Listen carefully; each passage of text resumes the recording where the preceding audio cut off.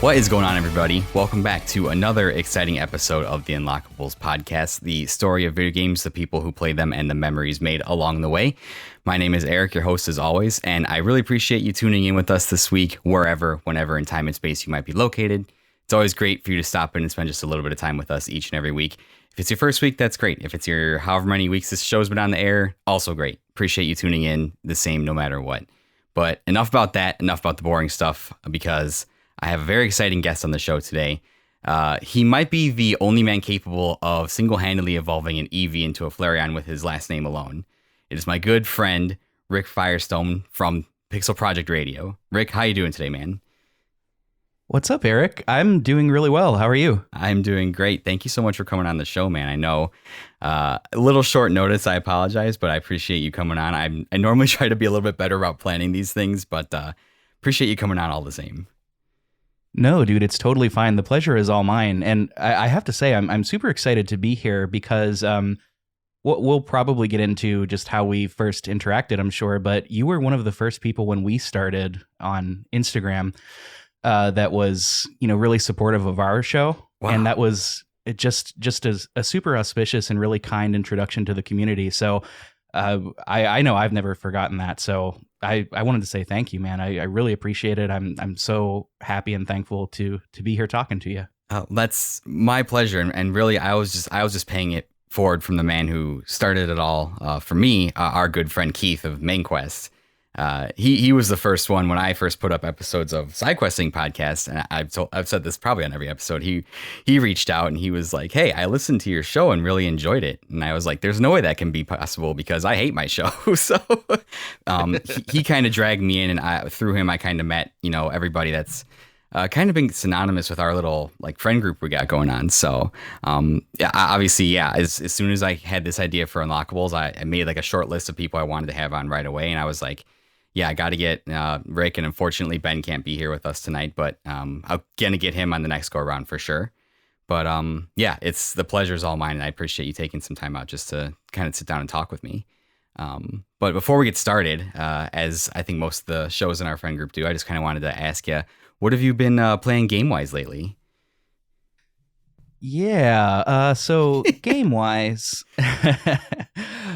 mainly, so the big game that I've been playing lately has been a game called Xenogears. It's a PlayStation 1 RPG that released in, I think 1998 is when it released. So that's been the biggest thing. I'm having an absolute ball. JRPGs have always kind of been my favorite genre and the genre that I gravitate towards the most. So this has been a big blind spot, and I'm really having a great time playing through it. Other than that, I'm finishing up Until Dawn for an episode on our show that we're doing. That's been a lot of fun. That's a great game. Especially if you love the sort of campy B horror movies, just such a fun experience. Yeah, I've heard a couple of people talk about that one in our group too, and I think probably going to end up on my list playing it as well because I've heard nothing but good things about that. In regards to Xenogears, I have to ask, I don't have as much experience with it. Is that kind of a precursor to the Xenoblade Chronicles series of games, or are they completely unrelated? I might be ignorant on this. No, it's totally fine. It's a good question. So the first game that came out was Xenogears. That was the first one. It was originally it was actually a pitch for what Final Fantasy VII was going to be. It was in development, but they sort of deemed it being a little too dark and too involved with things like philosophy and religion and all of that. So what ended up happening was they gave them the right to make their own project. Xenosaga was a spiritual successor, and then Xenoblade Chronicles, those are all, they're loosely in the same universe, but they're not really, you don't need to play the first Xenogears to understand any of the rest of them, you know what I mean? Yeah, I originally, the only one of that kind of, I guess, I guess you can't really call it like a franchise saga of games kind of was, I played Xenoblade Chronicles 2 because I'd heard how great the first one was. But by the time I wanted to play it, it kind of wasn't available. It was really hard to find. It was considered a rare game on the Wii. until the HD collection came out, which now I don't really have an excuse to not play it. But I played Xenoblade Chronicles 2, and that was fun. It was a little weird, just considering how, I guess, lack of a better term, Japanese it was. It's a very Japanese game. But I've definitely been meaning to like kind of go back. And even, I've heard you and a couple other people talk about Xenogears. So I think that's something I definitely need to go back to do it and play that, because I'm the same too. Those early kind of late 90s, early 2000s JRPGs have a really big influence on me. I mean, that's kind of how, to kind of tie that into, is kind of how I found your show. Was I don't even remember. I just saw it on the off chance, or maybe we just started following each other on Instagram, because when you start doing the podcast game, you just kind of start following people just to see who will follow you back. And I saw you guys like do your ad for you were doing like a big series on Final Fantasy 9, and I was like, oh well, that's like one of my favorite games of all time, so that's a no brainer. I gotta listen to that, and that's kind of how I started listening to you guys, and was you've been in my rotation pretty much ever since that time. So that was relatively early on. I'm mixing the segments now because we're supposed to be talking about games, but I'm mixing that with what's coming next. But that was a little bit earlier in the show's lifetime, wasn't it? When you guys were doing that. Yeah, it was definitely earlier. I believe Final Fantasy IX we did as a 3-parter in July. That was back when we had a third co-host, Vince, and Vince is great. He stepped away just because of scheduling things, but that was it was interesting to try and cover a game that large with 3 people, all with differing schedules, in 1 month. It was really something. Yeah, I can imagine. Definitely one of my favorite games of all time, though. And if you're looking for that sort of 90s PS1 pinnacle JRPG experience, like Xenogears is going to give it to you. I was hooked within the first hour. It was like, and what's interesting too is like they have it's got a very fascinating development history, but they've got cutscenes that are anime, like early 90s style anime. Wow. Kind of like Cowboy Bebop aesthetic. That's super. That's like cool. Peak like Dragon Ball Z too, like that era. That's very cool. Yeah. That's very synonymous with my childhood. So I think I definitely need to check that out. Gonna toss that one on the list for sure. For myself, really the only thing I've been playing this week was a game by a little pink ball that you guys may have heard of, Kirby and the Forgotten Land. Pick that up, check that out. Pretty fantastic. It's enjoyable.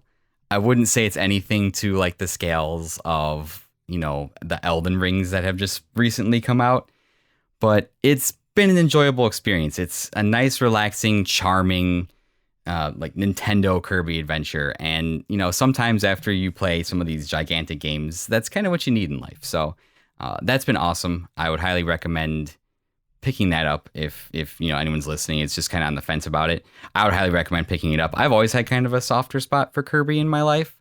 I've held him in as like high regard as Link and Mario, which maybe some people think me crazy. And I even told a couple people too, when they asked me how it was, I said, this is personally my favorite Kirby game since Superstar back on the SNES. So, and they were like, oh, it's pretty high praise, but I think it's that. I think it's that good. So, that's just kind of what I've been playing. You have any intentions of picking that up at all, or? I'm not sure. I actually haven't played any Kirby game since, oh gosh, I think Kirby's Dream Land 2 on the Game Boy. Wow. That's a long time ago. Wow. Yeah, I'm showing my age on that one. I've played them intersparsely here and there. Like I said, I love Superstar on the SNES, that kind of collection of Kirby games. That Nightmare in Dreamland is one of the peak Kirby experiences on the Game Boy Advance. But just everything since then has kind of been just weird. I mean, Kirby Epic Yarn, Rainbow Curse, where he's like a ball of clay. Just kind of weird stuff that they've been doing with him. It's kind of, and I played the last iteration of the Switch, Star Allies, which was just not very inspiring at all. So kind of happy to see him come back into a game that's really good, really strong here. Some of Nintendo's other mascots, Metroid Dread, having a good time, and hopefully this Kirby game has a good time too. So that's kind of everything that I've been doing. So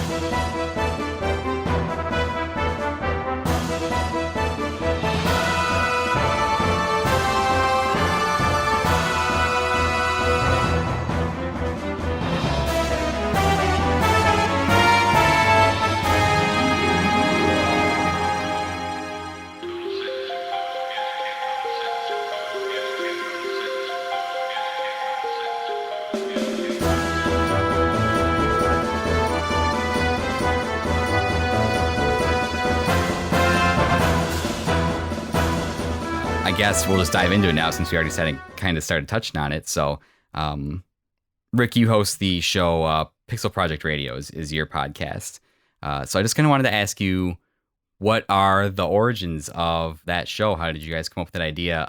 Also, the name, which is a super sick name. I love it, by the way. And what was kind of the epic origin of, Rick and Ben, you guys hosting the show together? Yeah, sure. So, just all the questions at once. as they should be. They're all great questions. Back in 2020, at the start of this whole wonderful pandemic. It's been great. Jeez, you're telling me. So I was actually in school during this time. I was finishing up my one of my graduate degrees, and I this was a time, everything was closed down, nothing was going on. We weren't having any performances or anything. And I was feeling creatively sort of starved. So I was like, how can I be involved in creating something during this time period that is sort of like an artistic desert? And I put together a podcast called Firestone Side Chats, which does not exist anymore. I have scrubbed that from the internet, as far as I know. Never to be heard again. Hopefully. And basically what I was doing was I was just interviewing a lot of my friends in the classical music scene, just about classical music stuff and their personal lives and things of that nature. And I found out that I really loved podcasting. And for one reason or another, I wanted to start a show that was not related to classical music. Just based on your questions, I think we might end up getting into that as we go farther down the line here. Definitely. So I knew that I've always been a huge fan of video games, and I knew that Ben and our friend Vince both were as well. So I just had the idea. I was like, hey, why don't we start a video game podcast? What could go wrong? And we ended up recording a few episodes, and turns out we really liked it. So, that's kind of the origins there. It's nothing too crazy and nothing too epic, to use your word, but it's, it was, COVID brought a lot of negativity and wreaked a lot of havoc, wreaked a lot of havoc, but one thing that I'm thankful for is it brought rise to a lot of creative pursuits that I think folks otherwise wouldn't have gone after, and in some ways, our show is a product of that. So yeah, Ben and I met in school, in undergrad. Vince and I roomed together in grad school. That's how we met. And what was your third question? The show's name. Yeah, the show's name. I'm really bad at coming up with names for things. I don't know if you can relate at all. Not terribly. That's one of my curses, is that's things I'm always thinking about, because I went to business school for marketing. So part of like my educational training was coming up with just clever names or stupid names for things all the time. So it's something I'm just constantly doing on a regular basis. So I get you. Well, I am not that way. I am not quite as good at coming up with names. This has been something that I've dealt with all through school. Whenever we've done quartets and chamber groups, it's just like, oh, I'm really terrible coming up with names. But I threw a bunch of them at the wall at Vince and Ben, and Pixel Project was a string of words that I liked. I just liked the ring of. I liked how they felt in coming out of the mouth and off of the tongue. I didn't know what plosives were at the time, so I didn't know that would be an issue at some point.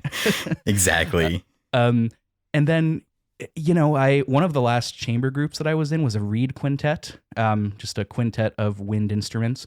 And, there are so many groups that are like whatever string quartet, whatever clarinet quartet, or, whatever, insert the name of whatever they are here. And I'm not a huge fan of that.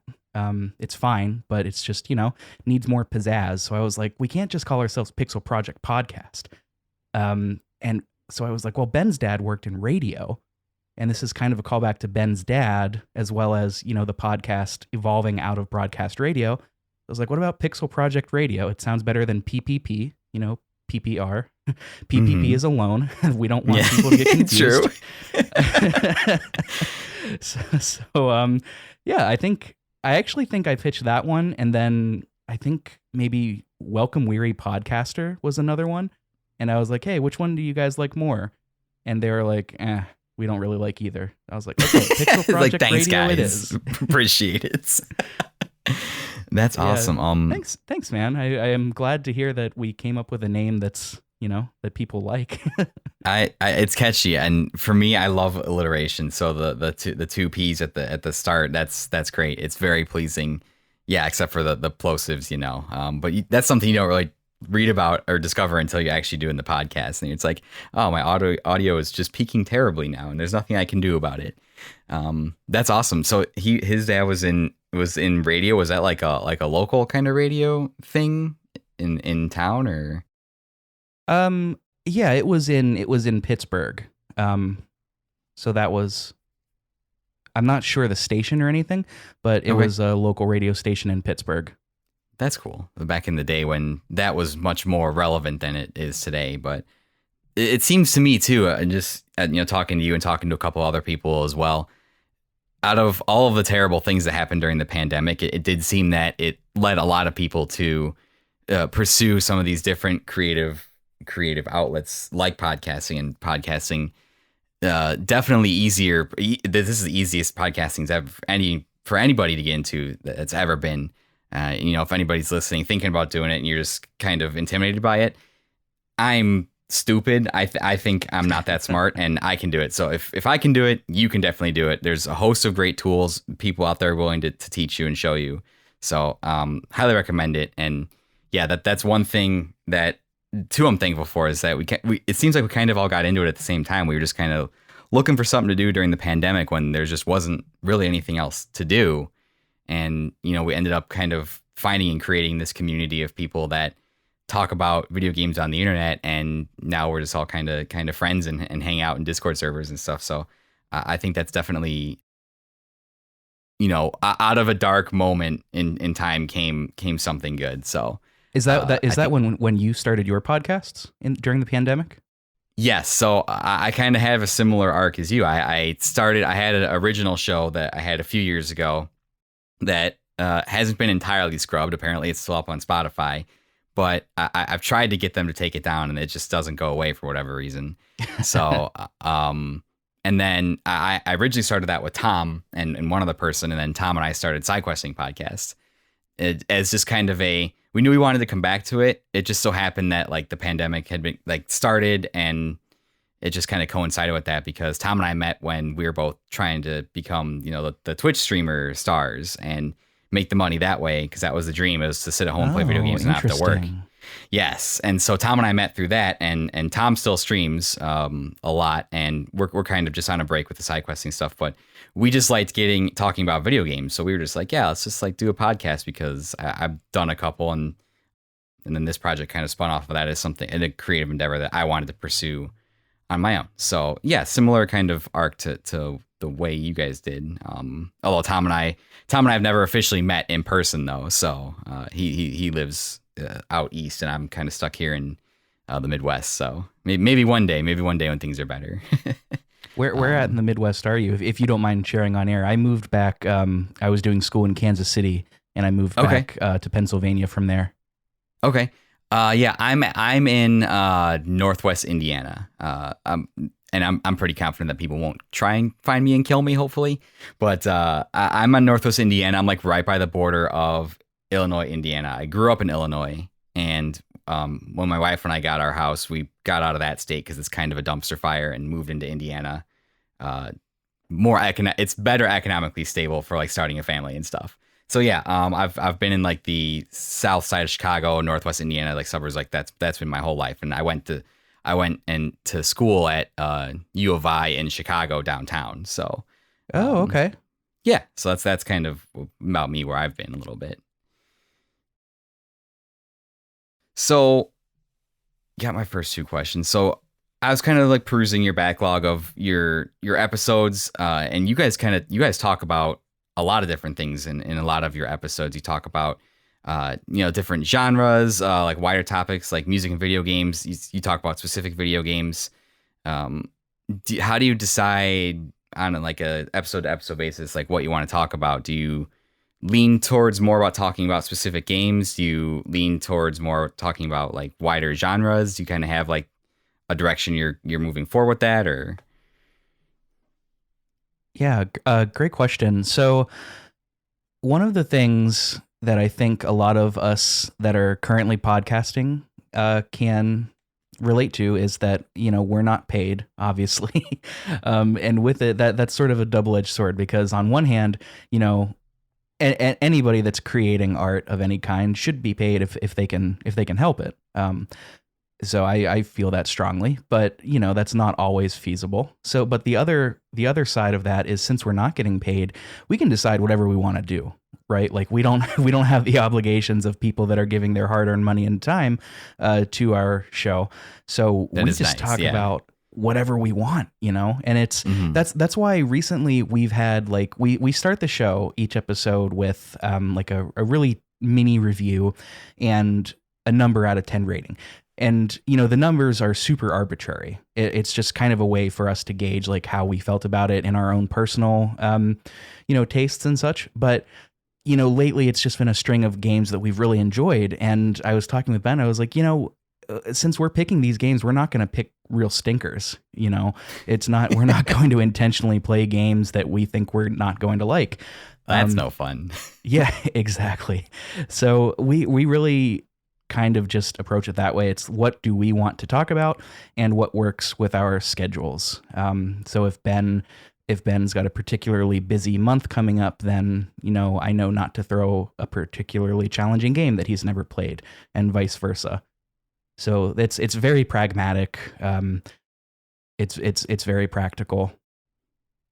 Yeah, the not making money thing is not so cool, but the freedom to be able to discuss what you want to talk about when you want to talk about it is nice, and that's something I enjoy about doing this endeavor. It's like I'm just able to ask whoever to come on and just kind of talk about games and talk about what they love to do. So and I really like to. You mentioned like at the top of your show, you guys kind of do a mini review and you score the game. I used to have a really hard line stance on scoring games out of like 10 because like you said, a number is an arbitrary kind of thing. But as I've kind of talked to people and as I've kind of thought about it, humans are weird kind of creatures. Like we don't really know what we want or what we think or at any given time.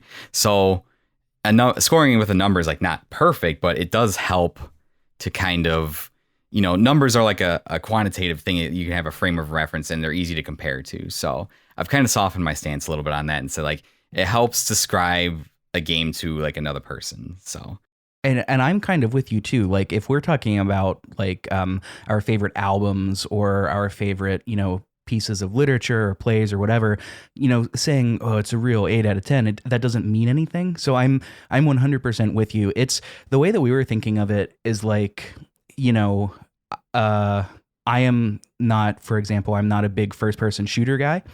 So if we were to review a first person shooter and I'm like, I love this game, it's like a 9 out of 10, that signals to the listener, okay, this person that is not necessarily hip to that genre loves this game, maybe I should listen further.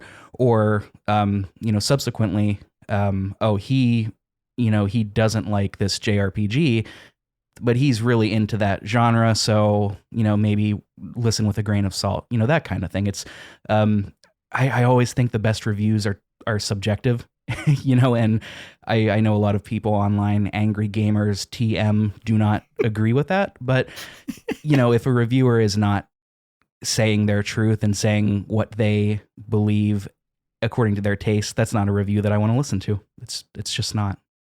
right. And it's difficult to kind of be Like you said, you tie your score to like what your likes are and what you think about the game, and you also kind of tie it to like what your experiences are as well. It's hard for if you're reading a giant publication like your IGNs or your GameSpots or whatever, where their job is to kind of like objectively review a video game. Like that person's still a human being. Like, that person still has things going on in their life. So, their 8 out of 10 might be laden with, problems at home or problems at work, or, their 6 out of 10 might be affected by like their current mental state or something. Or everybody has different tastes too. Like not everybody's going to enjoy the same thing all the time. So, my 8 out of 10, your 8 out of 10, like might mean two completely different things. So it really is, the best way to kind of look about it is, yeah, I think the scores are great to like kind of review, and it creates an educational discussion around video games. And it kind of helps you make decisions as a consumer too, because, for the most part, that score is, I would say, helpful in making those decisions. Is my kind of rambling point about scores comes to a close here. So No, I know exactly what you mean. I'm with you. I'm with you, buddy. Yeah, well said. Yeah. So in your experience doing the podcast, you guys have been going for about, it was your birthday recently. So 1 year, right? Yeah. Technically, the 31st is when I clicked publish, Okay. but everything was edited, recorded, like the social medias were all ready to go on the 30th. We just waited until the next day because I think it ended up being like I didn't want to publish for the first time at like 6 p.m. So we just Yeah. waited till the next day. But yeah, we've officially crossed that 1 year barrier. Very random, like 6 p.m. on a random weeknight, very, very random time to put up a podcast for sure. But that's amazing. I would say a lot of shows, including my first endeavor, which will be coming back, didn't even make it a year. And a lot of shows don't. A lot of great people that I used to listen to starting this journey didn't make it. So that's really awesome. And I feel like once you get past a year, then you're just off to the races. So in that first year that you guys kind of been doing this, I like to ask this question. Everybody that comes on, is there anything you've kind of learned about your taste in gaming in general? Did you have any like preconceived notions or opinions that have been like challenged? Did you have any games that you liked that you kind of like reevaluate your thoughts on? Because I found in my experience podcasting and like meeting our group of friends and meeting other people that, specialize in modern games and retro games and just kind of everything in between, the way I kind of think about and approach games now is different than I used to 2 years ago. And I kind of think about that in a different light after having done this now for, it would have been a year last December, but now doing this show and having done side questing, I kind of think about things differently. Have you experienced anything like that? Yes, and I'm glad that you mentioned just how you're approaching games differently now, because I very much am too. And, it's partly due to the podcast, but something that I've said before is like, when it comes to music and, writing, I've always been, I approach that with a critical eye, but video games for a very long time for me have been just, do I like it or do I not? Okay, fine. It's turn your brain off and let's have a party, right? It's Mm-hmm. not something that I was super thinking about. And the example that I always give is Detroit Become Human. Apologies to fans of Quantic Dream, but when I first played that game, I didn't think about it. I was like, oh, so good, so flashy, so pretty. And then once we started talking about the podcast, I started like re-examining things. And actually, even before that, it was actually after I played Disco Elysium for the first time, I started thinking about games more critically. And I was like, oh, Quantic Dream sucks. Like, this is just not good. This is just the sloppiest writing I've ever seen. But the podcast has helped a lot because it's giving me, and I think I can speak for Ben too here, it's giving us a new appreciation with which to approach these games, looking at it not just from, through a casual lens, but through a critical one as well. And having that verb set and those tools to appreciate and criticize games, both good and bad, as works of art, it just adds, I don't know, I think you'll know what I mean and agree, but it adds kind of a new layer of enjoyment. Even when a game is not particularly good, it adds a new layer of enjoyment to consuming these works. Do you know what I mean? Like, do you feel the same thing? Yeah, I do. Gaming, as I kind of talked about on my previous episode with Morgan, well, we kind of touched on the social aspect of gaming, and that's kind of what it used to be for me for a long time. I was just playing whatever my friends were because that was just another way for me to kind of hang out with, interact with them. And a lot of my friends are kind of scattered to the winds now, and that was a way that we were able to still kind of all get together.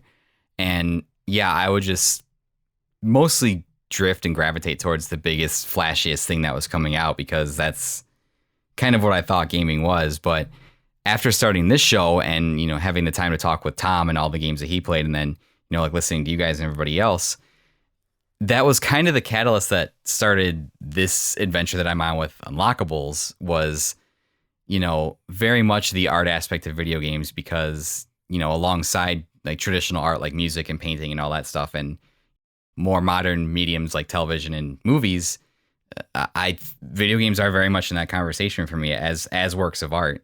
And, it's been corporatized so much to the point where it's just like this thing we consume now. And it's like anything else. But I'm trying to explore with this show the things that I've learned doing podcasting, the emotional connections behind the games that people play, and just kind of appreciating things more than just running into that building and kill everybody on the enemy team. Like it's a lot more than that. And that's kind of the things that I've taken away, which is why I've really enjoyed having you and all the guests I've had on so far, just to kind of talk about, because everybody does really fantastic shows about games and everybody does really great analysis and that, all that sort of stuff. But I just wanted to get people to come on and say, hey, like, just what does it mean to you? What does your favorite game mean to you? What is that emotional connection? And, why are you doing the things that you do? And that's really what I'm doing now is like the culmination of all that. I hope that's not too long winded, but that's kind of the long answer. No. It's not long winded at all. And I'm 100% with you. I'm glad that you said that it, what is it that you said? That appreciating video games as a true and very concrete form of art, because they very much are. It is an amalgamation and a synthesis of all of these other art forms: music, writing, graphic design, computing, and then you add in this element of consumer agency, right? Like we get to dictate how the art progresses. And that is, it is a wholly unique experience, right? You could maybe argue, I suppose, that you get some of that same experience, sitting in an orchestra or being in a stage play. And that's fair. I'm not going to argue against that as somebody that's done that many times. It's fantastic. Everybody should. But video games are far more accessible than that, for better or for worse. So I don't get the argument when people say video games aren't true art, because they inevitably will say Fortnite, Call of Duty. And it's like, that's like saying films aren't art and saying Norbit and Nutty Professor, to pick on those two movies. It's just not a fair criticism at all. Right. Even the money printing crossover machine Fortnite, there's still elements of art in there, even though I wouldn't call it the most refined thing. I would say it's more for consumer consumption, definitely, which is the ultimate end goal of everything that we seem to do is consumption. But yeah, capitalism. Exactly. Everyone that listens to this show is going to think I'm like anti-capitalist and want to throw me out of the country. So that's great. But yeah, and I kind of experienced this midway through college, where the one game where I still think of to this day, where I think about it, is have you ever heard of or experienced a game called Child of Light by Ubisoft at all? That sounds familiar, but I can't say that I've actually played it. Yeah, it's a shorter game. It's one of my favorite things that they've put out, and it's a really unique thing that they've put out in the last like 10 years, because Ubisoft has just pretty much been the Assassin's Creed and what's that other one they do? Far Cry people, right? That's like pretty much all, and Tom Clancy, whatever, slapping his name on everything, making him roll over in his grave. But they did like a traditional like turn-based RPG game called Child of Light in like the mid 2010s. And that game is like something I always point to people as like an argument for video games as a work of art, because it's got this almost kind of watercolor paint style, graphic style to it. It's really gorgeous. It's like a living painting almost. It's stunning. And the music is just so beautiful, these piano melodies in this game. And the most unique thing about the game is everything is spoken in like poetic rhyme. It's like poetry. So the very way the game is written is like poetic, and it's got it's like incredible like themes of like good versus evil, and it's just on this beautiful painted background with this beautiful writing. And that I constantly tell people, if you get a chance to like pick it up and experience it, Child of Light, it's a beautiful game. It's certainly not without its faults, but it's something that to this day, even though it shocks me that it came out of Ubisoft with how just corporatized and sequelized everything that they do is. So if anyone's listening, I would highly recommend picking that up for sure. That's a crazy one. It's so good. It's a hell of a recommendation, man. I'm with you. When I think of Ubisoft, I think of just pumping out a AAA game on schedule because that's just what they have to do, at the behest or sake of like creativity and you know what I'm saying. But I'm gonna give that a shot. That it came out of there. Let me know if you do. Let me know what you think. It's weird to think that something like that came out of that studio, especially now with all the problems they've been having with just everything. That would be like Activision Blizzard putting out something that's like a masterful work of art that redefines everything we know. So not that was like that level, but it was very good. So.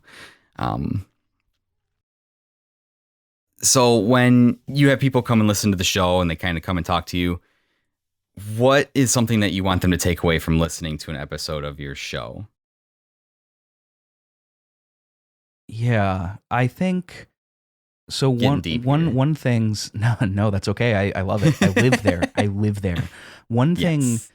That we've already talked about is just this notion that, games are an art form, right? And it's okay to play games that, maybe aren't as deep, like Fortnite or Rocket League. I love Rocket League, but it's it's not exactly the deepest game ever. But I want one for sure for people to come away knowing that, this is a legitimate art form and it deserves critique and respect in the form of these discussions. That's number one. Number two, and this is something that I think about a lot, is that it's okay to criticize good games. And it's okay to talk critically about all art, even if, and perhaps especially if, it's good art, right? I know there have been reviewers in the past thinking, this is recency bias because I just watched a video of theirs today, James Stephanie Sterling. A game will come out, a AAA just smash hit, and they won't give it a 10 out of 10. And gamers TM will just go bananas and go ballistic. And that is not conducive to a productive discussion about any kind of art, right? Like any art has its fair share of critiques. One of my favorite symphonies of all time is the Second Symphony by Charles Ives. And I think it's a masterpiece, but it has very valid and very fair criticisms. A lot of people do not and did not like his use of American folk themes, and particularly his growing love of dissonance, and that is okay. It doesn't change how I experience it, but it's a valid criticism. And I think more than anything, I want people to take that away from our show too. Even talking about games that I think are true for me, 10 out of 10 perfect experiences like Disco Elysium. That has its fair share of critiques, and whether or not you agree with them is a totally different discussion entirely. But it's okay to be critical of quote unquote AAA games. Disco is not that, but I don't know, Super Mario Odyssey, let's say. It's okay to be critical of those games. It's fine, and it makes you a better consumer and appreciator of art when you do take part in those discussions. So that's something that I, since from the start, have hoped people took away from our show. Rick, you can't hate the thing that I love. How dare you? That's unacceptable. That's the ubiquitous experience on the internet. It's like, you don't like what I like, you're an idiot. Goodbye. Exactly. That's the darker parts of Twitter when you get dragged down there sometimes. It's not that enjoyable. It's easy to do that whenever you're just like an anonymous profile picture. It really is. It really is. But I agree with you 100%. That's something I've definitely taken from your show. It's something I've tried to think about as well. It's something I have thought about as well, because some of my favorite games of all time are some of the weirdest games of all time. I love Kingdom Hearts, undeniably. Like, I'll defend that game to the day I die, for whatever reason. But, you know, listening to shows like yours and having the conversation, I can love something, but I can also admit that it does have faults and shortcomings.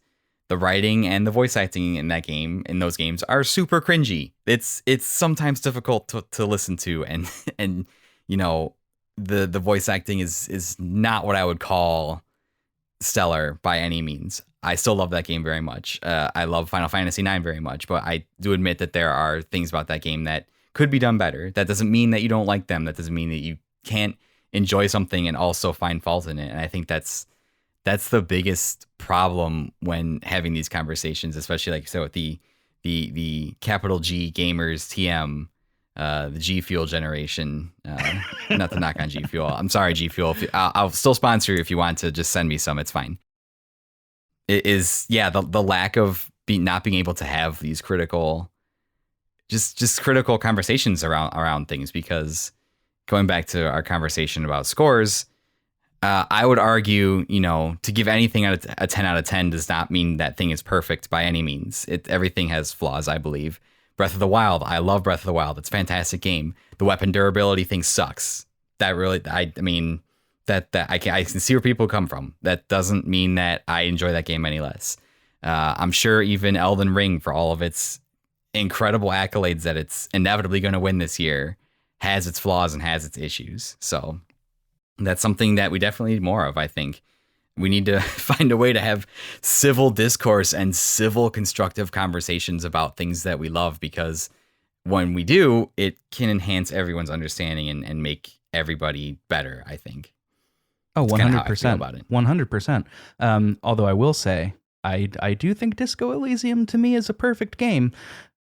There you go. That's fine. But that's just personal. You know, when I said earlier that like the best reviews are subjective, this kind of brought me back to that and reminded me. It's like taking voice acting, for example.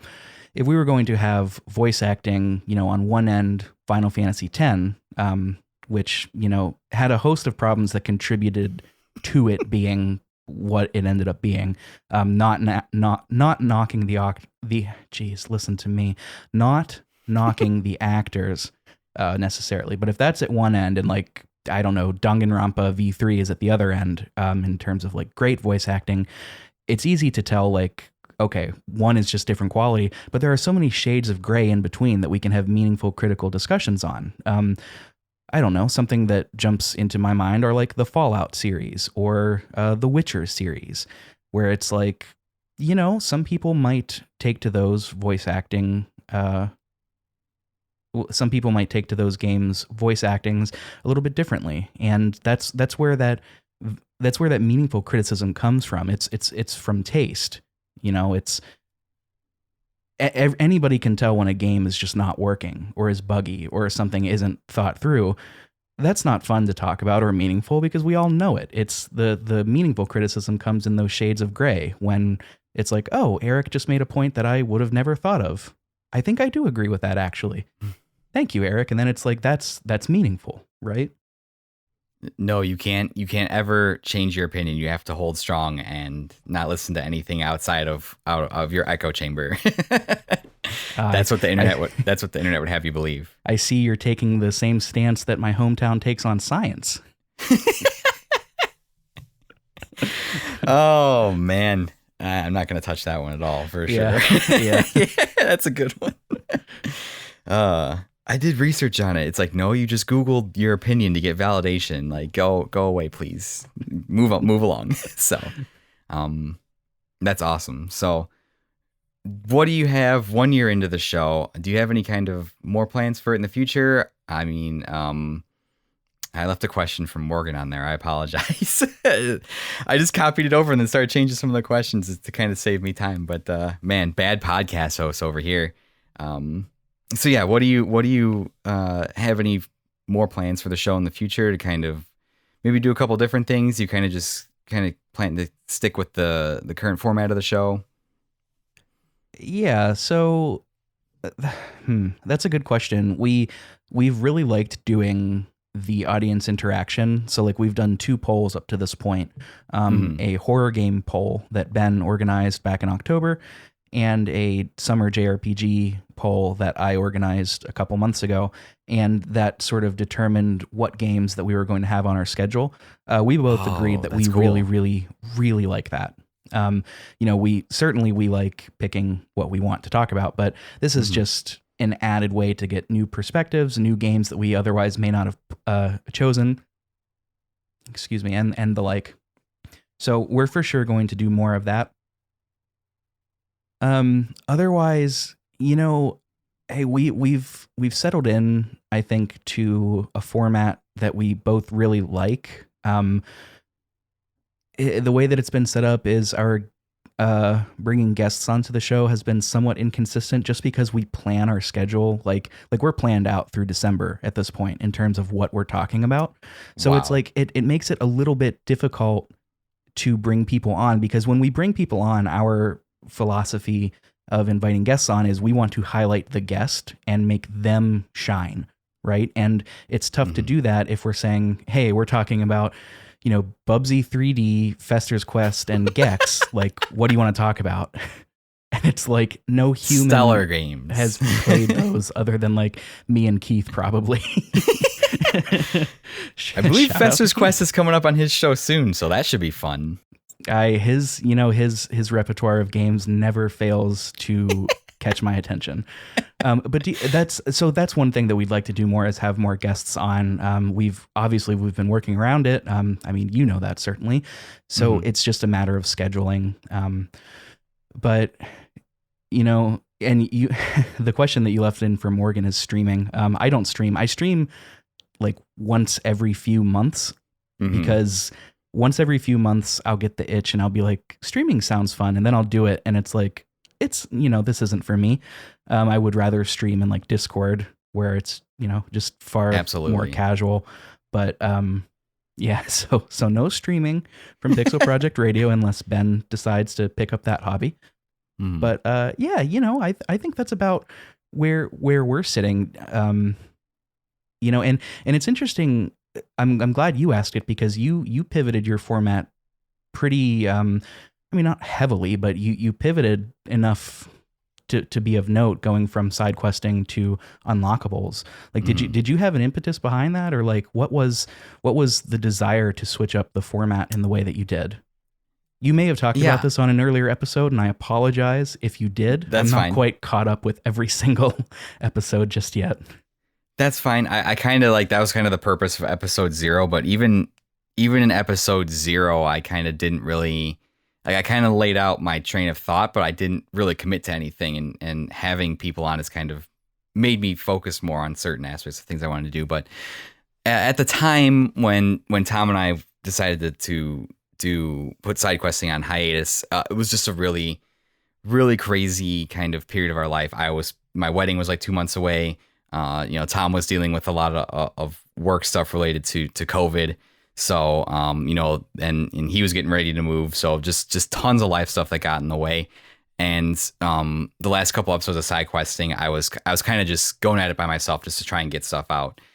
And I discovered that I kind of wanted to try and do something on my own solo, separate from side questing, as just kind of like really like a thing for me to kind of practice speaking better and learning how to interview people and just work on some of my skills personally, but also explore just kind of this other side of gaming that I'd been thinking about, because mine and Tom's whole idea for side questing was just very informal. It was just a couple of friends get together and just kind of shoot the shit, for lack of a better word, about video games and the things that we love, which is why, the joke I always say is we only ever talked about 3 video games: was Persona 5, Kingdom Hearts, and Final Fantasy. That was the only games we ever talked about for 50 episodes. You could do a lot worse than those 3.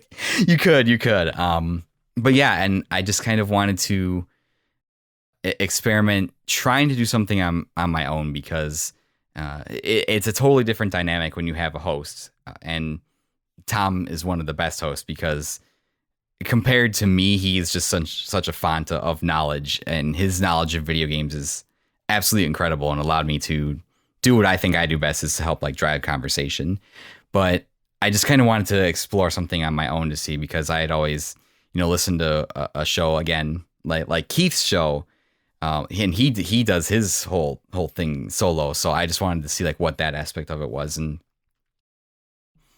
this allows me a lot more flexibility to kind of just do the things that I want to do, because, Tom and I were having a hard time just coalescing our schedules to like do something. And he also still streams too, in his community that he has built in his Discord.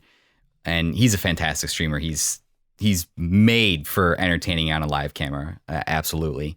So he kind of does that. I kind of do this. And then our plan is to like come back together and kind of do some side questing once we kind of get everything in life ironed out.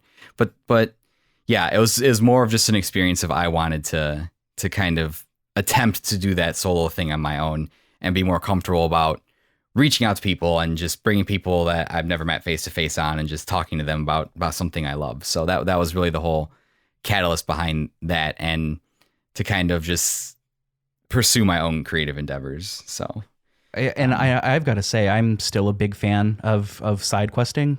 So when that reunion, reboot, reprise, remaster, whatever you want to call it, grand resurrection from the ashes of the Phoenix, however you want to handle it, I'm going to be there. I'm super excited about it. You mentioned, doing this solo to gain the skill set of talking to people. My last show that I mentioned, like a half hour ago, my first one, was basically just a ripoff of Mark Maron's show, like interviewing people, down to the opening segment where it's just me talking. And like, people don't realize it, but talking to people, performing on mic and interviewing people is a skill set. Like, it's not just as easy as getting up and talking. It's, I don't, you've found that, right? Surely. Definitely. It's because on side questing, I didn't get a chance to have a lot of guests because I didn't want to just have people on the show without Tom, and Tom didn't want to have people on the show without me, because we wanted to do it together. So, and just with everyone's schedules, Tom's manager would pretty much just make the schedule like the day before he had to like be into work, and he was a real dick about it. Not to like spread Tom's personal life all over the internet, but so it was just hard for all of us to like do that together. And I really wanted to see and I didn't want to disrespect him by like bringing people on the show and say, hey, like I did this without you, because it was something we started together. So this format enables me to do that and kind of develop those skills. And it really is. It's just to try and make something sound organic and not just you're reading questions off of a cue card. And traditionally, I'm the most introverted person, and I hate talking to people. So it's been an experience for me to do this as well. And yeah, side questing will be coming back. That's I've gotten that question before. We just, Tom's always had his streaming, so I want him to have the time to be able to devote to that and his community. That's a completely different beast and different medium altogether. I've found, not to go off on a side tangent, because you're just taking over my show, Rick, so you can just finish the interview if you want to. That's fine with you. I've flipped the tables. How the turntables. Reverse. So streaming, I mean, I found that to be very, and maybe it was just the way I approached it, very like self-serving. You really had to sell yourself streaming more than you do podcast. Like the podcasting community has been super great and super accepting, and just people willing to reach out and say, hey, like I took a chance and listened to your show. You used to have to it felt like making backroom deals with people to stream to get them to come watch your show. I'd be like, oh yeah, hey, like I watched your show for like a half hour. Like you have to come watch mine now. Like, a trade for a trade type of deal. And it just, 6 months in, I got so burnt out on that. I was just like, it's not worth it. So yeah, kind of a little bit of history about that phase of my life. That, and I almost exceeded the internet plan at my parents' house, and they were like, hey, what are you doing up here? And I was like, well, I'm trying to do this. And they were just like, yeah, you're not doing that. Otherwise, you can move out. So, and I didn't have the money to move out yet. So, shut down by mom and dad. We've all been there. Yep. So, awesome, Rick. Well, like I said, I love the show. It's been in my weekly rotation ever since the Final Fantasy 9 episodes. It's been one of my things I look forward to every week. So, please don't stop anytime soon. I don't want you to. So, I hope you're around for a long time. Basically, I'm saying you have to do the show until like I die, because it's kind of the contract we've entered into now. So, sorry about that. That's incredibly sweet, man. I can't tell you how good that makes me feel, and how much, man, I'm just so lucky to have found such a good group of people, like in this video game podcasting community. Our group is crazy. I never would have expected to find such nice people on the internet, mostly because 95% of people on the internet are terrible. So glad we found the good 5% of it. That's definitely a blessing for sure.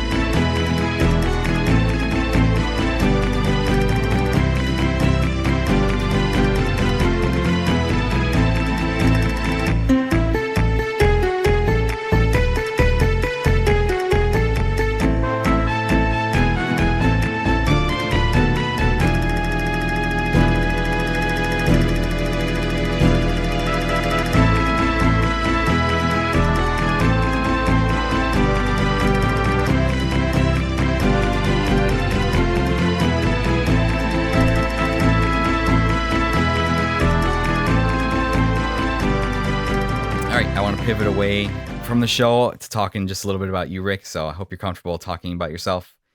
And I just want to kind of ask you personally, where did your journey begin with video games? How did that kind of all come to be?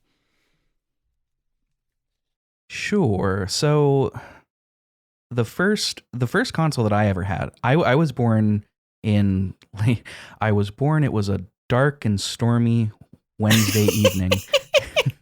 In December of 92. So I was born in the early 90s, and the first console that I had, I remember this very distinctly, was my dad had, I almost said dad at the time, and I was like, he's still my dad. Why would I say that? He decided to not be my dad anymore. He got secondhand a Sega Saturn, I think from my uncle, but and I wasn't even in kindergarten, or I was in kindergarten. It was like, so I didn't know anything. It was I was getting bright stimulation into my eyes as a child, and that was just enough for me. But I remember growing up on games like Sonic 3D Blast, which maybe not the best game, but it was what I had, and right. Daytona Speedway, I want to say, and the original Need for Speed. A game called Scud that I'd actually really like to cover for our show.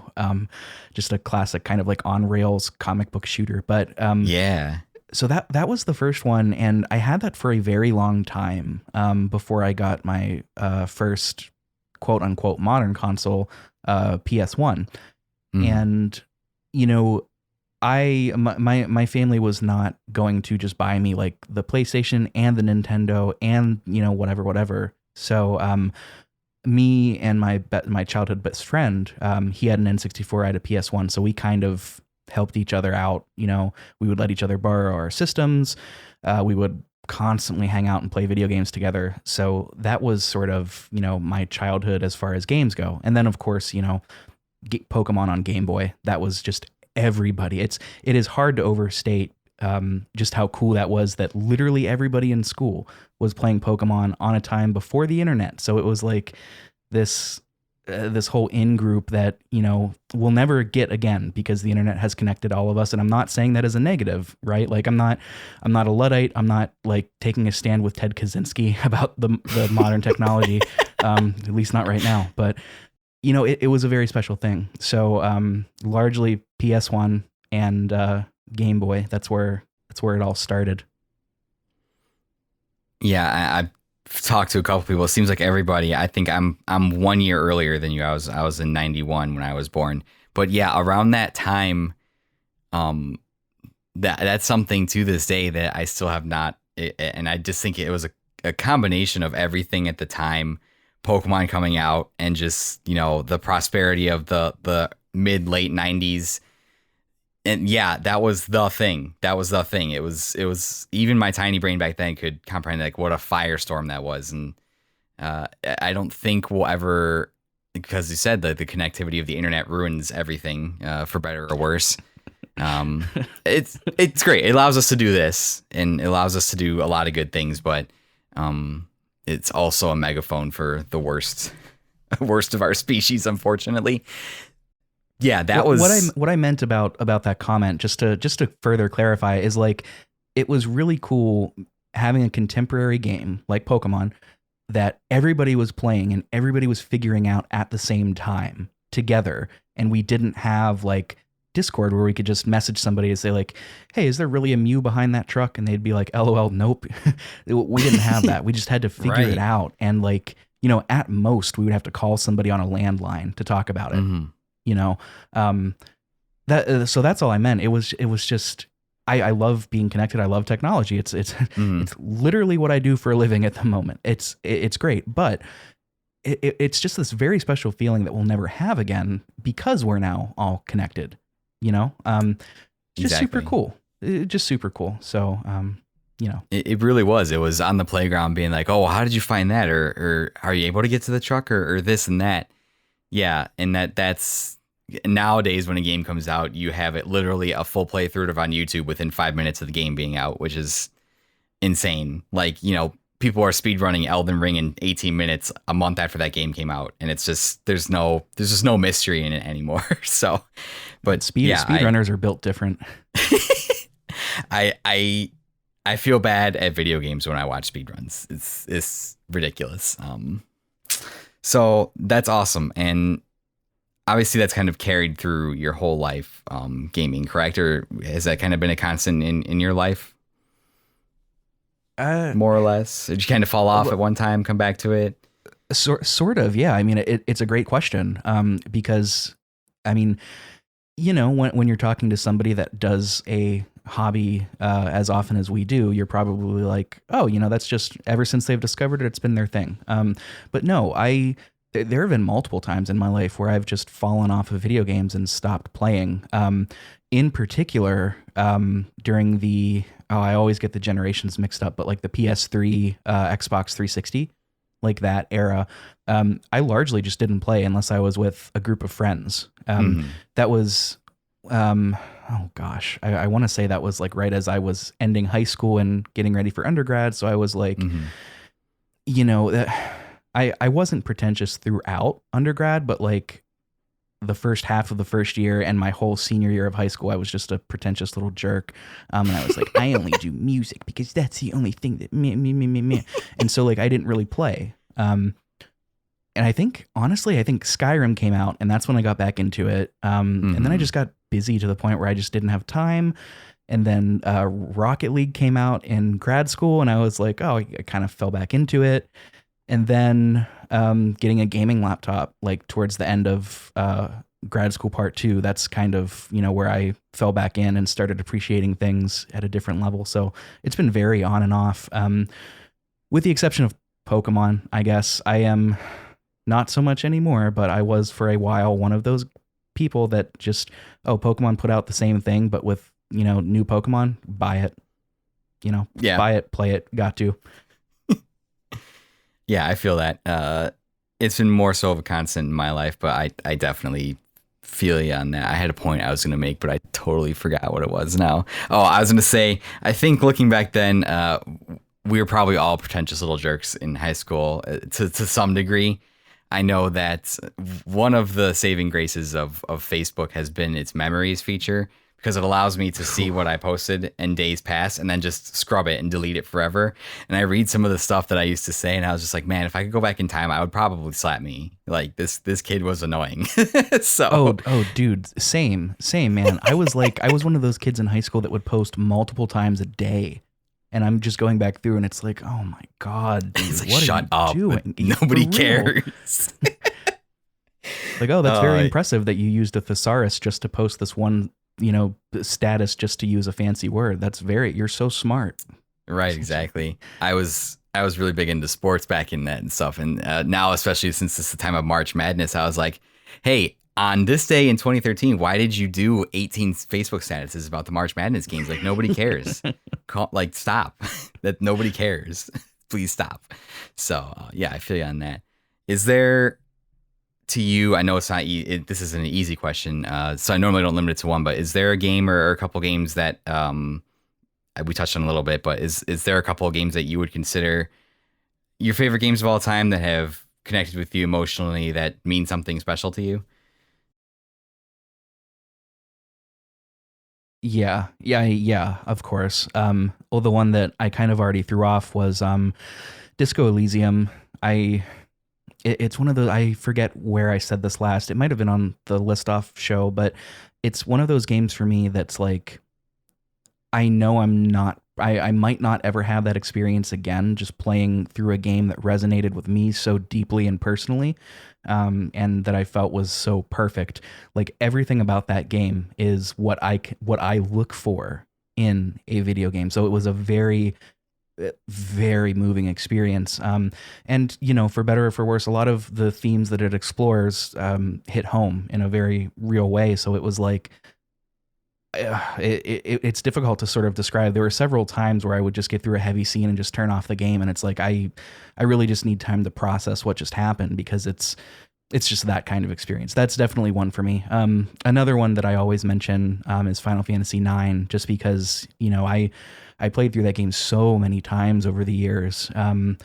Steam alone, I've got like 120 hours. Then I did a Switch playthrough, and then that's not counting PS1. Wow. But yeah, it's just one of those games I know so well, and it kind of sparked what I look for in games. I like narrative. I really appreciate narrative. I like turn-based. I am in the minority, I think, these days, but I prefer turn-based to the like action RPG that Final Fantasy 15 went with, and even frankly Final Fantasy 7 remake.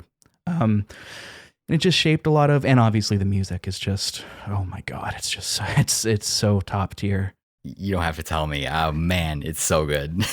Oh, dude, Nobuo Uematsu, Koji Kondo, and the Xeno composer, who I always forget their name, but I don't want to butcher it by guessing, so I won't. But those three, oh man, just so good. But it's largely those two.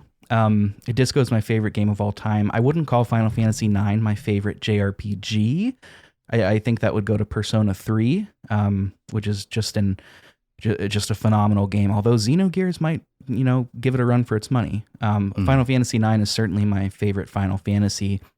Yeah, I think that's it. And, of course, I have to also give major, recognition to, like we talked about, Pokemon, just because it brought together so many kids, really from elementary through high school. And sometimes beyond, together with that experience. So even though I'm not a fan anymore, it wouldn't be fair for me to say, that wasn't a pivotal franchise for me. That looms large just because of growing up at the time. If you grew up in that time period with us, that was something that will always loom large. That's how it is. It was such a cultural force at the time. There'll never be anything like that again. But yeah, I feel you on those. I just know from, doing the show with my co-host Tom, doing side questing, that Persona's reputation precedes itself, definitely. And that's something that I've very much regret missing out on in my gaming experiences. Oh, you've never played any of them? I've never played any of them, no. So that's Ooh. To somebody who says they love RPGs and JRPGs so much, that's something I have very much shame that I have never played those before. And I'm finding it difficult now just because life has gotten so busy to sit down and want to commit the time to something like Persona 5 that's 100 hours long. So even though Yeah, I know dude. I would, even though I know I would love it because literally everything I've heard about it and everybody that has played it has said it's amazing, and I know just based on my taste that I would love it. It's just it's Well, hard to no commit shame at that all. time. It's time is our most precious resource, right? And Hmm. I feel like I that resonates in my bones more every day. And Hmm. those games are a lot. The saving grace is like since they're the way they're structured, they you could get by like playing them like maybe once a week or so. May I give you a suggestion? Yes, If you're going to absolutely. start with one of the Neo Persona, quote unquote Neo Persona games, that is 3, 4, 5, start with 4 Golden. It's Okay. accessible on Steam. Pretty much anything can run it. It's not difficult to run. It is, in my opinion, the weakest. Although I think I would say it has the strongest characters, but it is overall the weakest, even though it's still like a crazy good experience. Hmm. Um, Toss up whether you want to go 3 or 5 after that. I went 3 and then 5. I love them both, but starting with 4 is a good spot because if you don't dig 4, then 3 and 5 might be hit or miss for you. Yeah, and I think I would definitely would. I know I would dig it just for the type of stuff that I've played. It's just yeah, I just kind of missed it, and I honestly never heard of the series until the buzz around 5 just kind of built, and all of a sudden everyone was just like, it was kind of accepted fact that Persona 5 was like now the de facto JRPG of our time right now. And so then it was like, well, I've kind of already missed the train on it. But yeah, I think I'm definitely gonna have to go back and play those. I couldn't call myself an RPG fan if I didn't. So that's great advice. So I think I will definitely take that into consideration when I'm ready to like sit down and tackle that challenge for sure. I So know you called me out earlier for flipping the script on you, but I got to ask if you're okay with answering. Is there a game that means that much to you over the years? um so yes, a few. Obviously, like I said, Final Fantasy 9 is a big one. That was the first ever RPG that I played. That was kind of my first ever introduction to kind of like story based game, that style of game.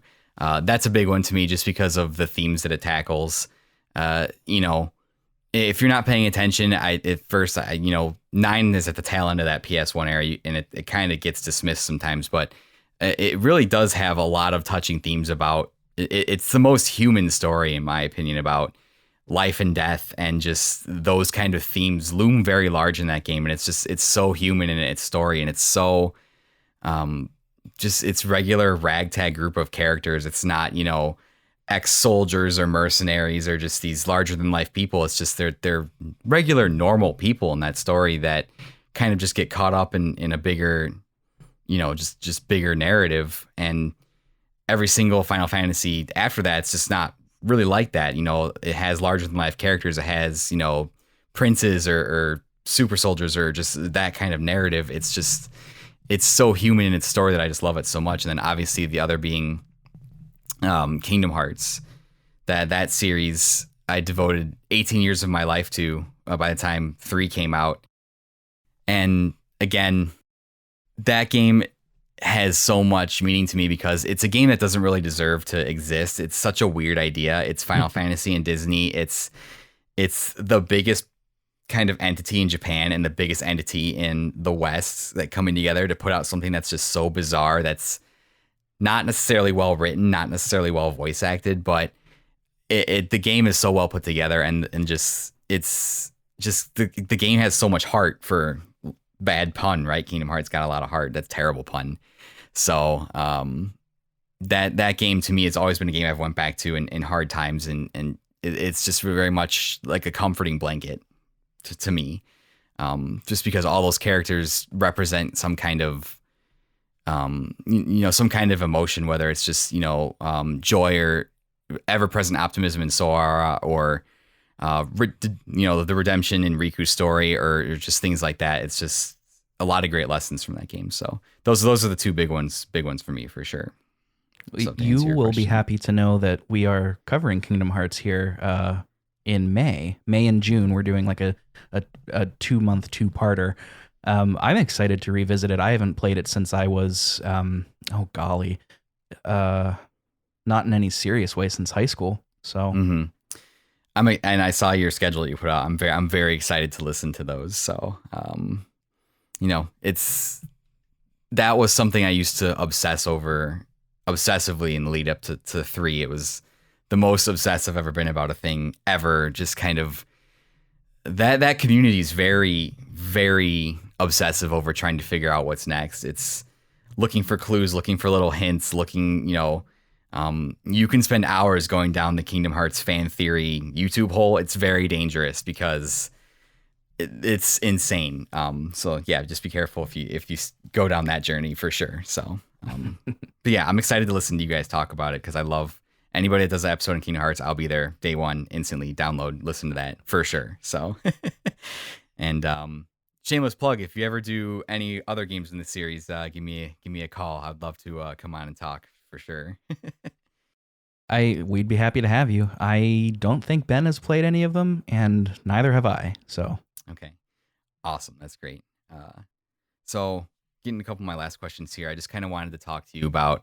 Anybody that's listened to your show knows that you are educationally trained musician. I don't know if that's the proper term. You said you do have one graduate degree, several graduate degrees in fields of music. Is that correct?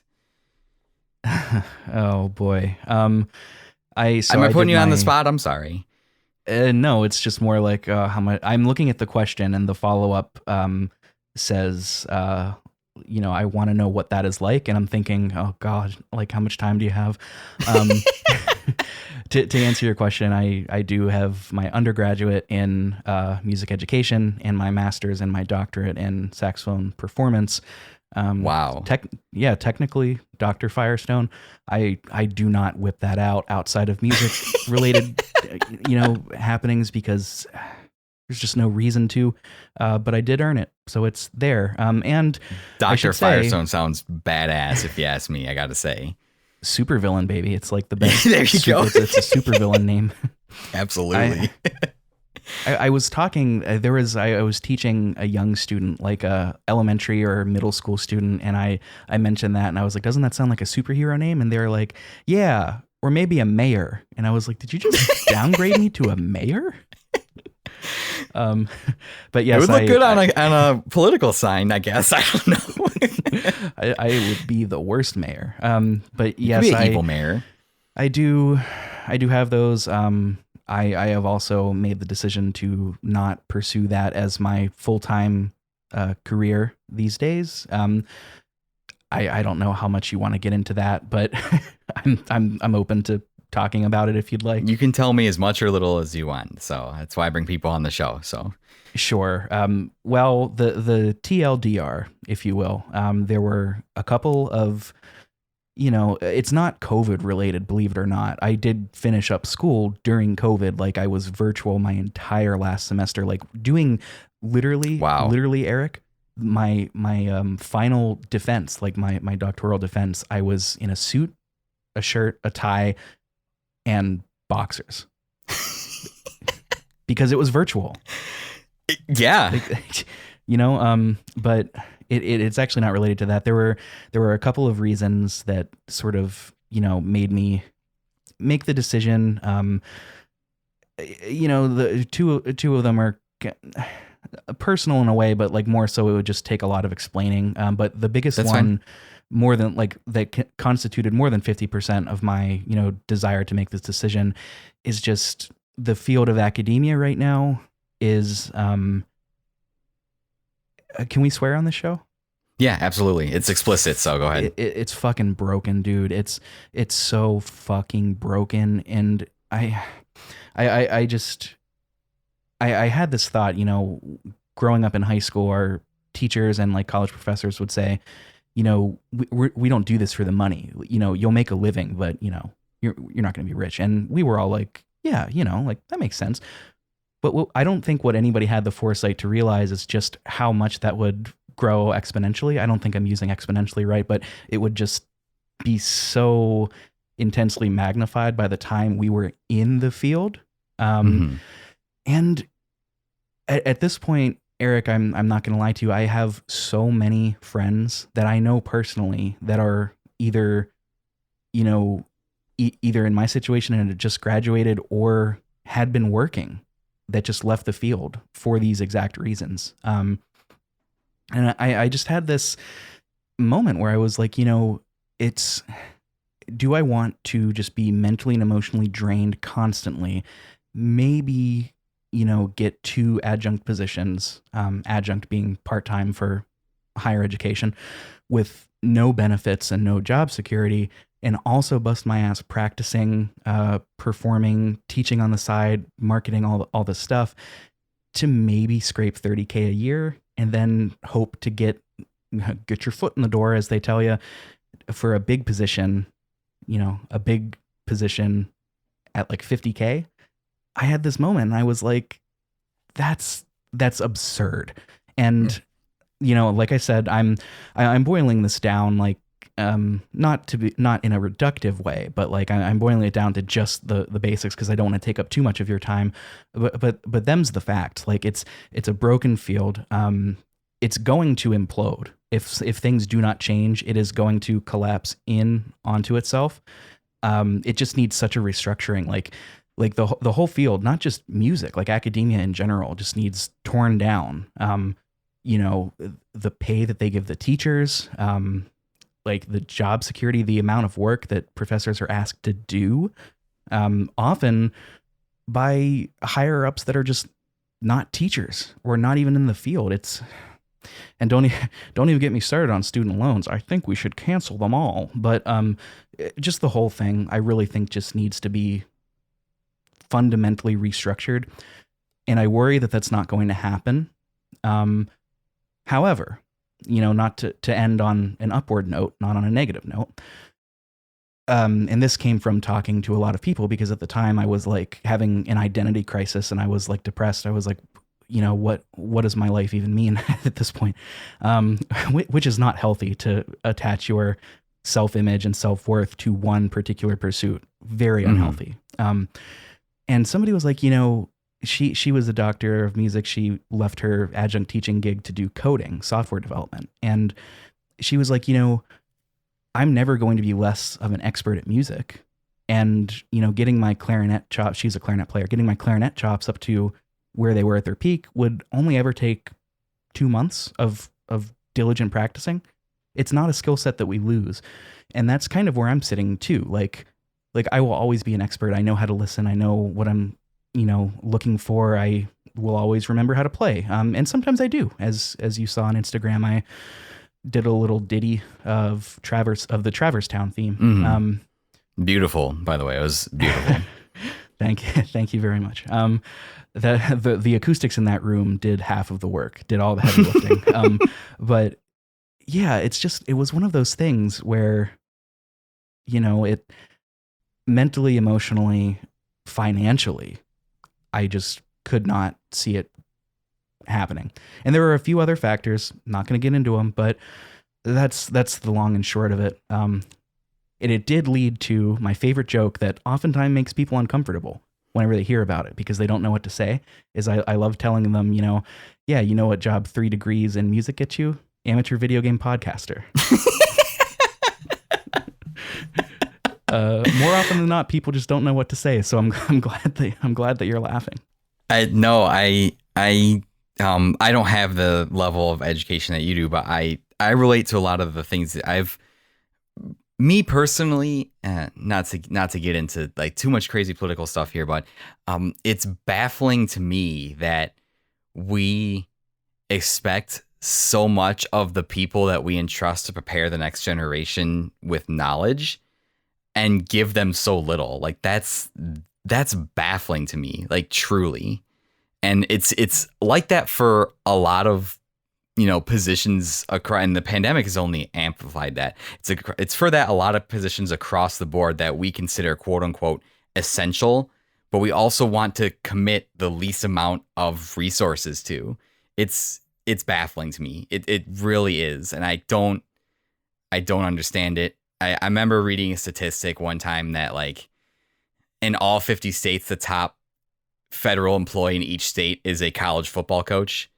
And I'm like, that's bullshit completely. Like, I understand college sports are important, but like, we need to, why is that? The people that are teaching and imparting knowledge to people, I cannot think of a more important pursuit than that, because as we can see, given the current political climate of the last few years, knowledge and facts are very, very important. So we probably need to be investing more in that. Just kind of my off the top of my head thoughts about that. So yeah, that it's infuriated me seeing how some, not all, but a very vocal minority of the public just treats the idea of being learned and knowledge. It's so infuriating. To go back to your thing about football, I did one of my degrees at the University of Georgia.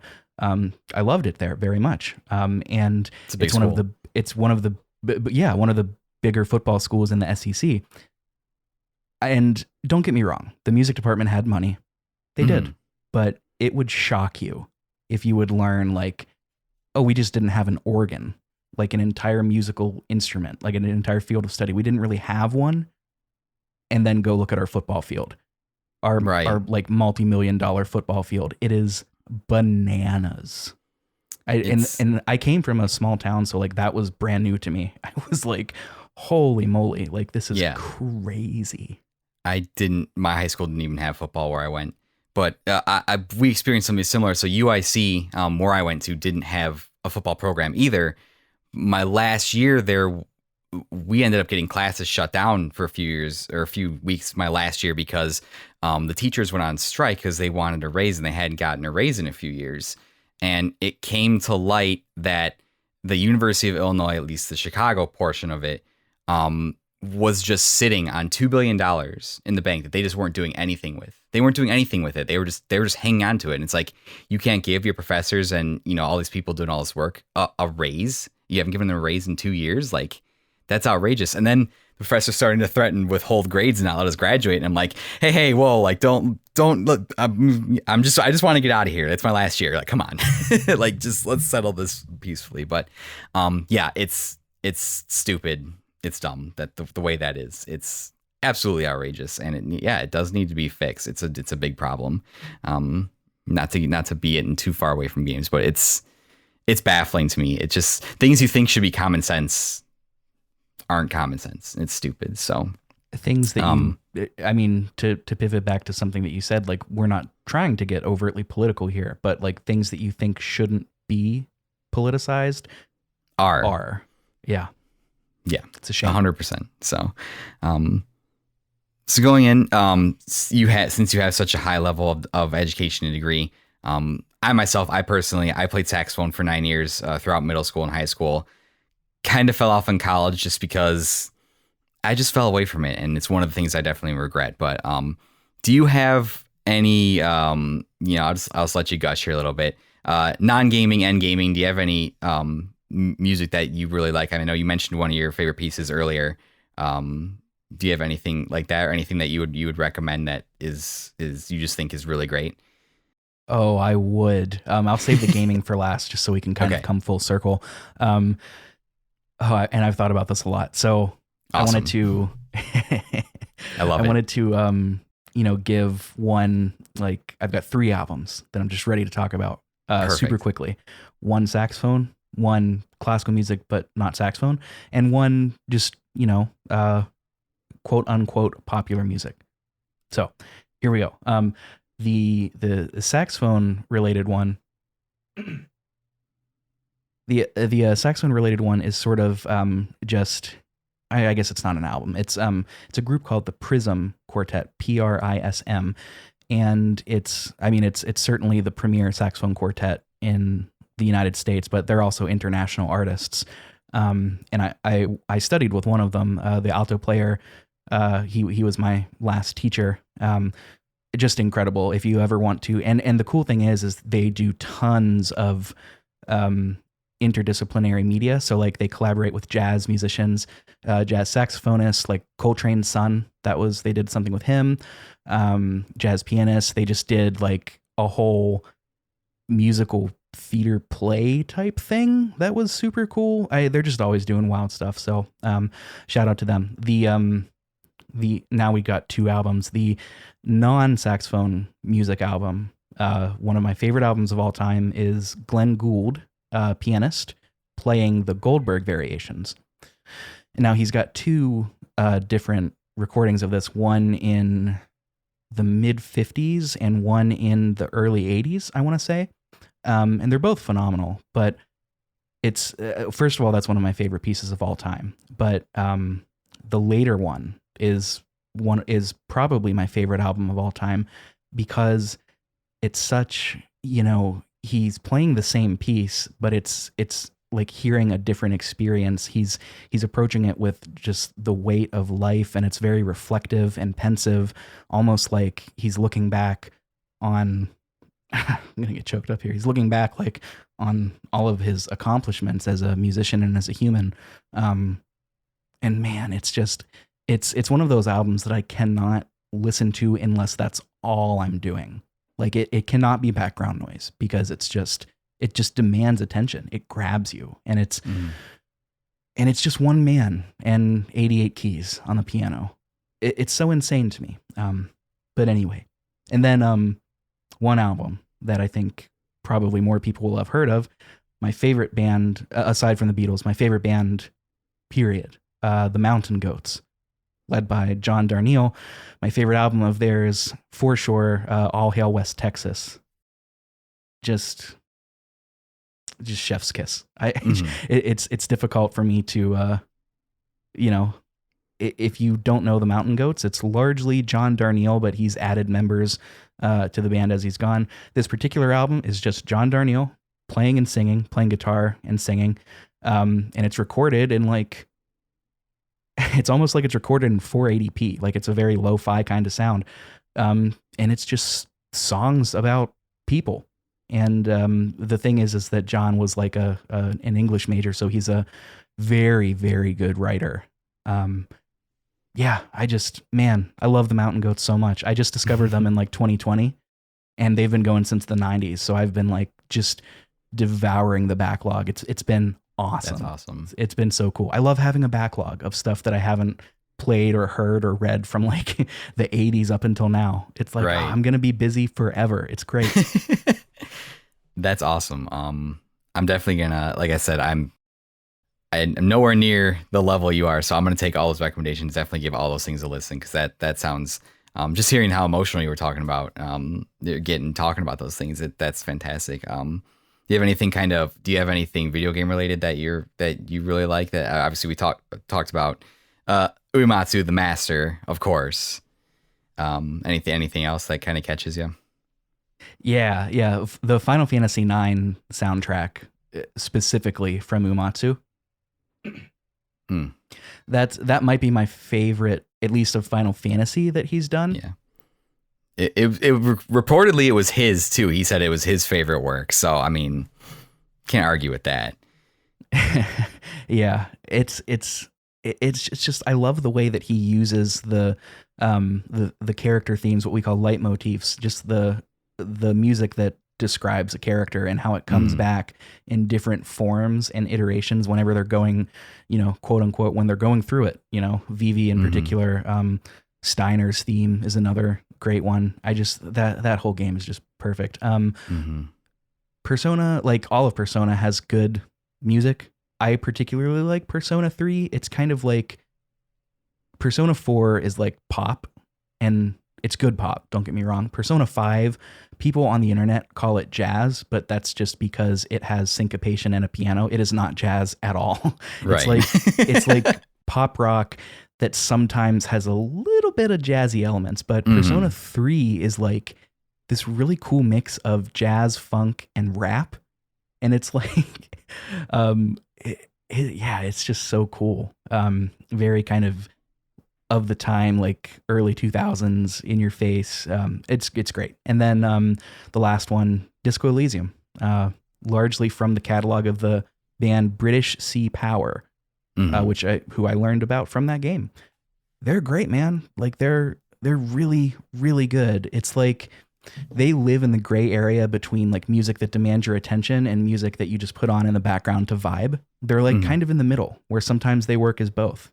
Um, and that horn line from Disco Elysium just gets me every time. Mhm. I know, obviously, the play along guys just did disco, and I've heard multiple people this year talk about disco. So I think that's definitely going to be something I have to go and experience because it sounds incredible.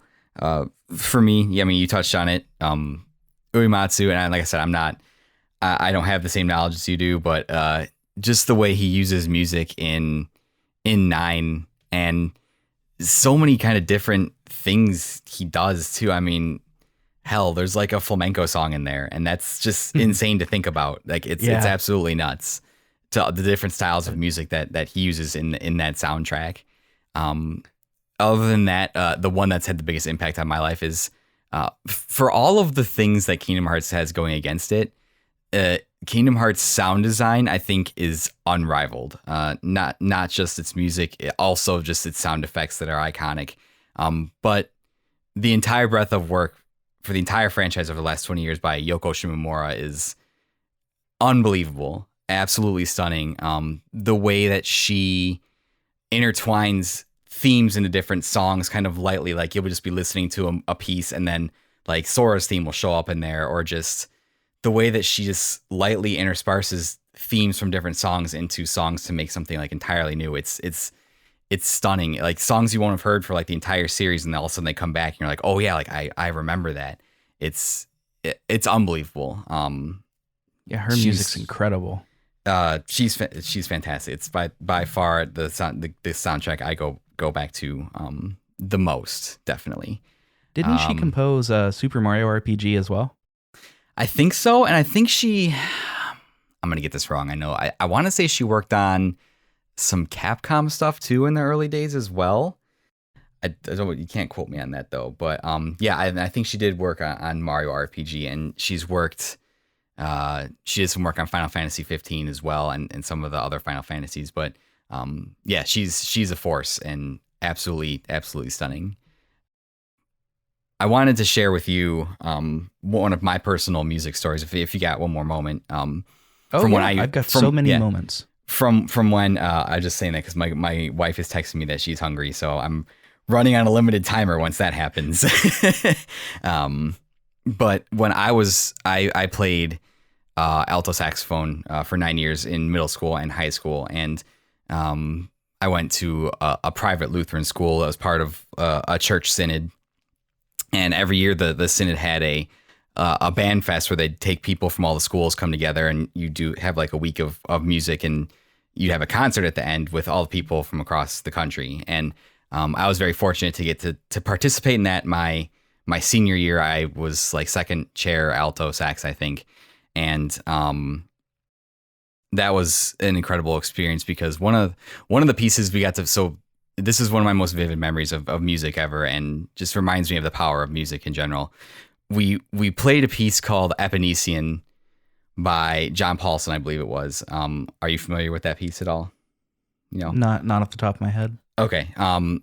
So it's I'm gonna have a hard time describing it because I'm a little bit nervous 'cause I'm trying to describe it to a master. So it's a piece of music that doesn't really have any kind of direction. It doesn't really have like a key. It's a very distressing piece of music to listen to. It's when he originally wrote it, like it was so distressing that people would just leave in the middle of the performance because really it's just like a collection of sounds that the instruments make with one central theme being repeated louder and louder throughout the piece.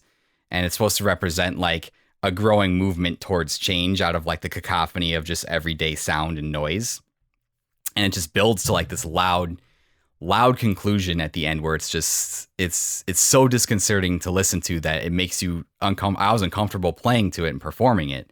But after that, you know, we performed that piece, and then there was silence for about 10-15 seconds so the crowd could take it in, and then we moved into a hymn, "It Is Well With My Soul," which is a very calming kind of, you know, it's a church hymn that is supposed to be very comforting. So the transition from this chaotic piece that's almost uncomfortable and stressful and anxious to listen to this beautiful hymn that's comforting was um, incredible by the director to make those music choices, but just the effect it had. There wasn't a dry eye in the room. Everybody was just crying because it was so powerful and so moving. And so I just wanted to share that with you because I figured, you out of everybody I've talked to would appreciate that memory that I had. Yeah, so if you get a chance to go get to listen to that piece, Epinesi, and it's very distressing to listen to that. So, No, man, that's beautiful. Mhm. This notion of taking these polar opposites, feelings of distress, turmoil, hopelessness, and then combining them with pieces like hymns that are the exact opposite, just about feelings of hope and rebirth and things like that. That's part of what makes programming and indeed music so beautiful. And you described it well. Like it's, to go back to video game critiquing, as you're learning to critique video games, it's just like learning what to look for. It's the exact same with music, man. It's not like, it's not a gatekeeping thing where the educated can be like, oh, you just don't get it because you don't have that pedigree. It's not. It's just like once you are shown literally once, what, like, okay, you're used to listening to a melody. Instead of listening for that, put on a different hat and just listen to how the different timbres interact with each other. Then it opens up a world of possibilities. And it's, again, to connect it to games, it's the same thing. Once you once you're privy to look for different things rather than just tap, tap, tap the button, then it's a whole new world. And you only need to be shown once. And then you just go from there. So, no, you did a great job of explaining it. That sounds like a moving experience, truly. And yeah, man, I love hearing stories of music from people that are not currently involved in it, that just stuck with them for years. Mm-hmm. It's fantastic.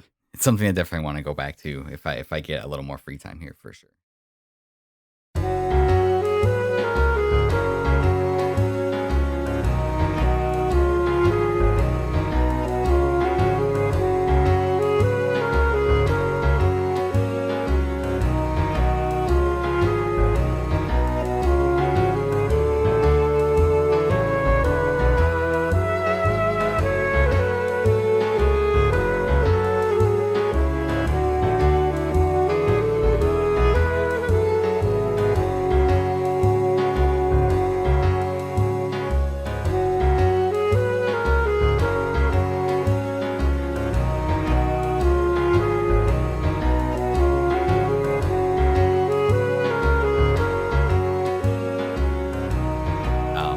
But Rick, thank you so much for letting me take some time out of your day and just come sitting down and talk with me. This was awesome, man, and I really appreciate it. Yeah, I'm definitely gonna ask you to come back on, and I may or may not be making an appearance on your show later in the year. Very excited for that. Not to spoil anything, but definitely looking forward to coming on and talking to you, Ben, about some video games. Do you just want to take a minute here to just kind of plug your show where everybody can find you? Yeah, and thank you once again. I've been looking forward to this pretty much ever since we met, and since I realized that you invite guests on from time to time. So this has been great. Pixel Project Radio, you can get us wherever you listen. We play through games and then we talk about it book club style. It's sort of like the podcast Stuff You Should Know, but about video games. And we're not as funny, but we're charming enough. I think the jokes have been great. You've made some pretty good ones that have made me chuckle for sure. So, yeah, I'll link all the stuff in the show notes if you want to find them, all their socials, all that good stuff. Pixel Project Radio, definitely a great listen, definitely a great conversation about video games. I cannot recommend it enough. 10 out of 10 masterpiece for sure. So make sure you go listen. But Rick, thanks again, man. I appreciate it, and I'll definitely be in touch with you to come on again here in the near future for sure. So. Yeah, everybody, thank you so much for listening. As always, appreciate it. My stuff, my stuff, it's linked in the show notes. You can find it. I'm not going to repeat it because I'm way too lazy. So just, yeah, thanks for listening, everybody, and have a good day.